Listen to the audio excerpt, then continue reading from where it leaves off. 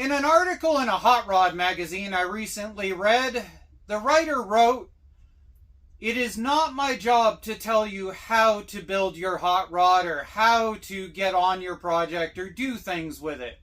It is simply my job to give you hope and shed light on the idea that someday you will get to finish that project." That project for me is a 1984 SS Monte Carlo found in a literal chicken barn covered in caca 9 years ago. I ended up picking this up when John was about 6 months old, and it has been sitting in this garage ever since the winter after I bought it.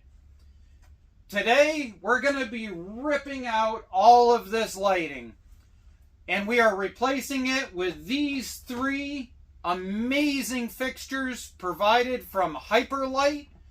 They recently provided me with some lighting for my primary section of my garage I work in. It is amazing product. They put out so much more than I ever expected them to at the price. I'll post a link for these down below so that you can check them out. But without further ado, I'm going to fix a bunch of things in the ceiling. I'm going to rip out all of these lights that are up here. This car has literally been in here so long that in hopes of working on it, I have replaced these light bulbs at least 3 times. I have replaced those light bulbs at least 3 times. And there are LEDs that are starting to die in these 10-year-old LED strips. Let's get started on ripping some things out. Holy cow, what a difference. Wowzers. So, we started out with 3, but I installed only 2 over here because that is a giant lighting difference going on. We're going to take the 3rd one and we're going to come over here and we're going to install it in order to light this area up in the future. So we can have another working area back in here. But for now, that is insane, the difference.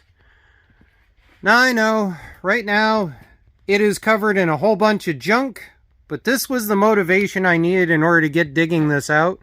And look at these light fixtures. One of these had a service tag in it from 1982. It was actually made a year before I was born. And here's another one that I took out. And again, from the 80s. As you can see, we wired it right up into a couple of boxes. That way we can move them around if need be. That is one thing I do like, is these clips that they use they've got a little more play in them than you would think that you would want, but it actually works out because on this really uneven ceiling and stuff, it allowed me to have just enough play to click them in and everything. And it's lighting up everything down here. This has been dark, unviewable for years now. Oh, we've got a bunch to clean out in there.